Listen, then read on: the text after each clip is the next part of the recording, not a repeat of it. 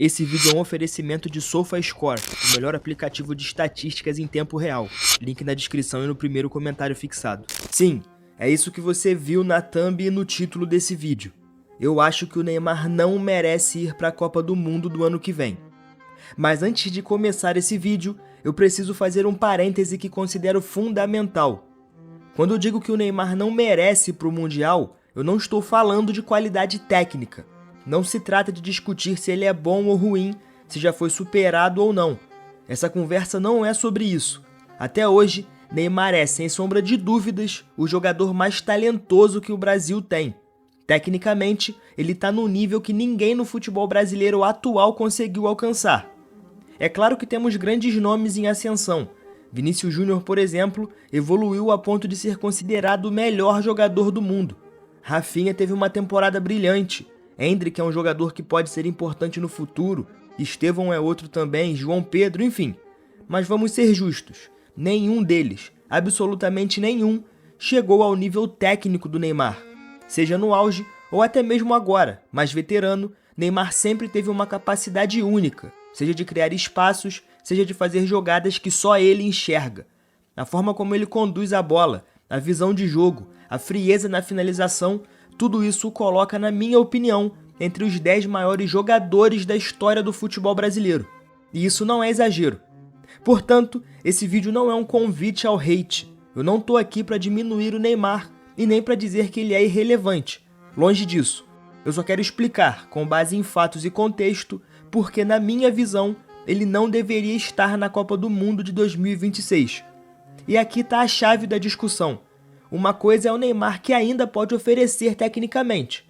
Outra, completamente diferente, é a sua confiabilidade física, a sua disponibilidade e a sua capacidade de estar em campo quando o Brasil realmente precisa. E infelizmente, quando olhamos para os últimos anos, a realidade que se desenha é muito mais dura do que a imagem que ainda guardam do camisa 10. Bom, agora que já deixei claro que esse vídeo não é sobre qualidade técnica, mas sobre confiança e disponibilidade, vamos mergulhar nos fatos. Porque quando falamos de Copa do Mundo de 2026, não estamos analisando apenas o talento do Neymar, e sim o que ele entregou desde o fim da Copa de 22 até aqui. E a verdade é que os números, quando colocados lado a lado, contam uma história muito preocupante. O ano de 2023, por exemplo, marcou o que foi, até aquele momento, o pior da carreira de Neymar em termos estatísticos. Foram apenas 17 jogos oficiais, somando PSG e Al Hilal, com 6 gols e 9 assistências, o que totalizou 15 participações.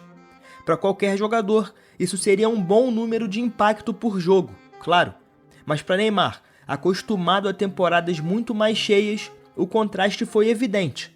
Para se ter uma ideia, antes disso, o pior ano em total de partidas havia sido 2019, com 26 jogos. Naquela ocasião, ele sofreu uma fratura no 5º metatarso do pé direito.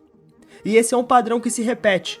Se olharmos para trás, vemos que Neymar não disputa mais de 50 jogos em uma temporada desde 2017, ano em que chegou ao PSG. Entre 2017 e 2023, ele sofreu nada menos do que 21 lesões.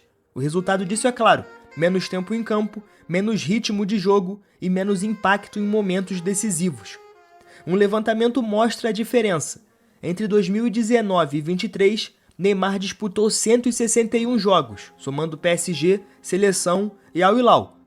Nesse mesmo período, Cristiano Ronaldo jogou 249 vezes, por Portugal, Juventus, Manchester United e Al Nassr. Mbappé disputou 251 pelo PSG e pela França. E Messi foi quem mais entrou em campo, 259, entre Barcelona, PSG, Inter Miami e Seleção Argentina. Ou seja, Neymar jogou em média 36,4% a menos do que esses 3 jogadores. Isso é muito significativo. E se 2023 foi ruim, 2024 foi ainda pior. Neymar viveu o pior ano da sua carreira.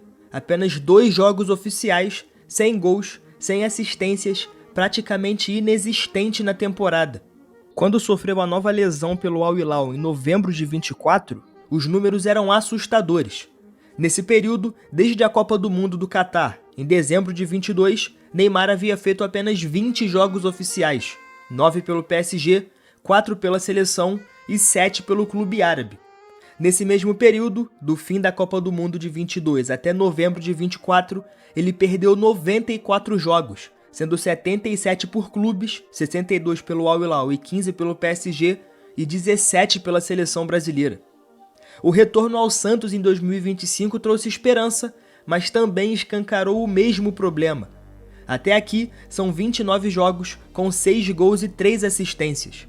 Porém, mais importante do que isso foram as interrupções.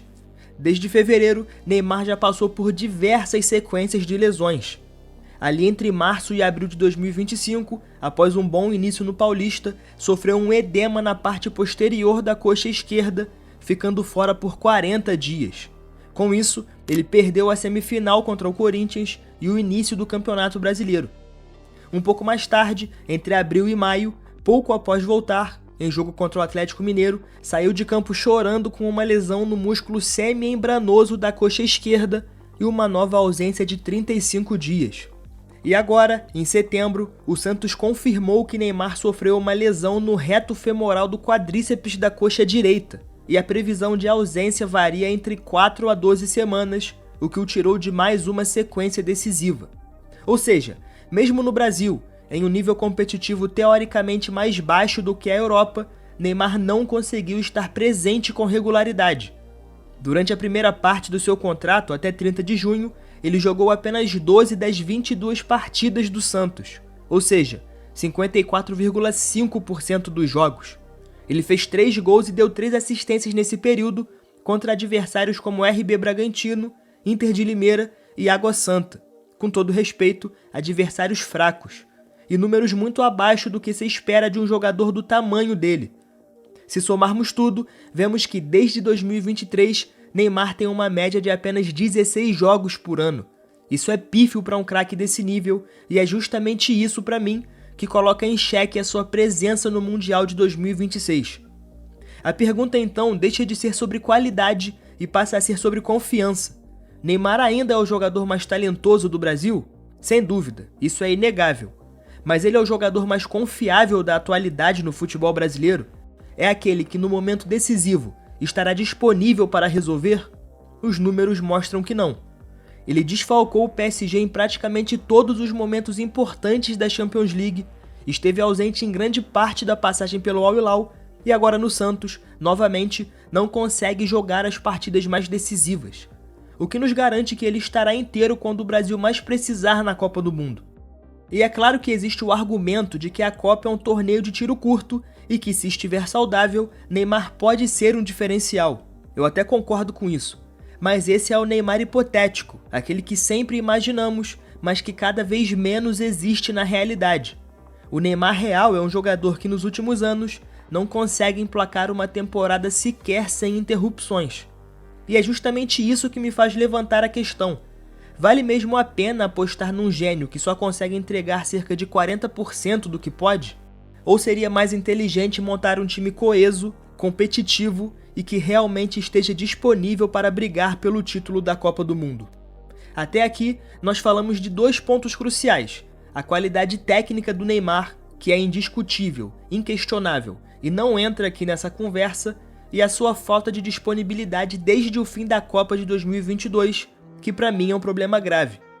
Porém, ainda há um terceiro elemento que, na minha visão, pode ser mais determinante para explicar por que Neymar não vai à Copa de 2026: a chegada de Carlo Ancelotti ao comando da seleção brasileira. Quando o italiano foi anunciado, muita gente pensou apenas na sua experiência nos clubes. Afinal, estamos falando do treinador mais vencedor da história da Champions League, um homem acostumado a lidar com estrelas e a gerir vestiário cheio de ego. Mas o que pouca gente percebeu de imediato é que, com Ancelotti, a seleção brasileira passou a ter uma nova hierarquia. E nessa hierarquia, o topo não é mais ocupado por Neymar, como vinha acontecendo desde 2011 mais ou menos. O maior nome agora é o treinador.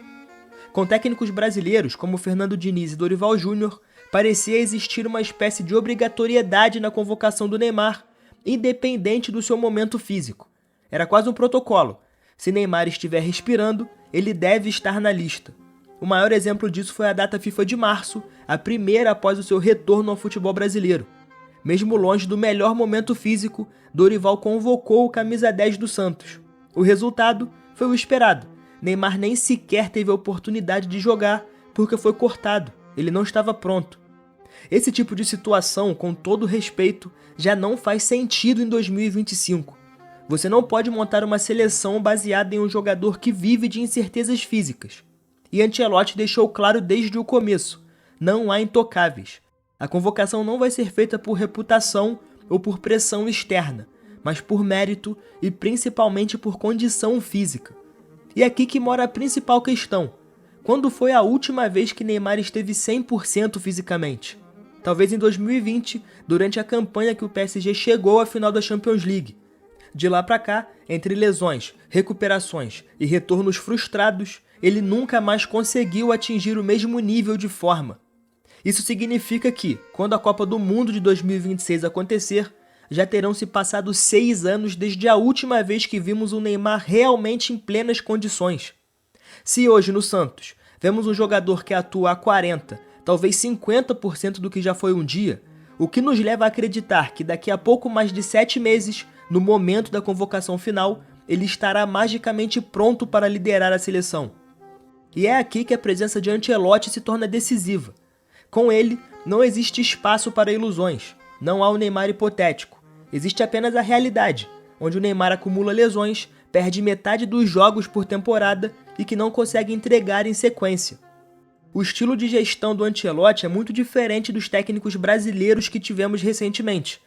Ele é pragmático, não se deixa levar por narrativas externas.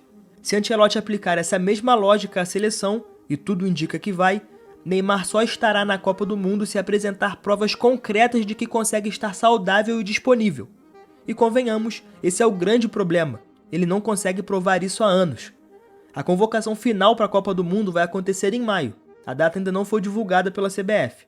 Ou seja, Neymar terá pouco mais de 7 meses para mostrar que ainda pode ser confiável. Até aqui, desde seu retorno ao Santos, os números jogam contra ele. Foram mais períodos no departamento médico do que atuações consistentes. E como já vimos, Ancelotti não é Dorival e nem Diniz. Ele não vai convocar Neymar no escuro, esperando que um milagre aconteça. Então, quando eu digo que Neymar não merece ir à Copa do Mundo de 26, não é uma provocação ou uma tentativa de diminuir a sua história. É apenas uma leitura racional. Neymar é um gênio, um dos maiores que o futebol brasileiro já produziu. Mas hoje, aos 33 anos, ele não é confiável. Não é seguro apostar em alguém que dificilmente estará pronto quando mais precisamos. E Ancelotti, felizmente, já deixou isso claro. A seleção não é lugar para sonhos ou idealizações. É lugar para quem pode entregar no presente. E o presente de Neymar, infelizmente, na minha opinião, não o coloca no nível de indispensável. Mas e aí, o que você acha sobre isso? Na sua opinião, o Neymar merece estar na Copa do Mundo do ano que vem ou não tem feito por onde? Eu quero saber, então coloca aqui nos comentários o que você pensa, junto com seu like e a sua inscrição no canal. Esse foi o Analisando o Jogo, seu espaço de análises e história sobre o esporte. Até a próxima.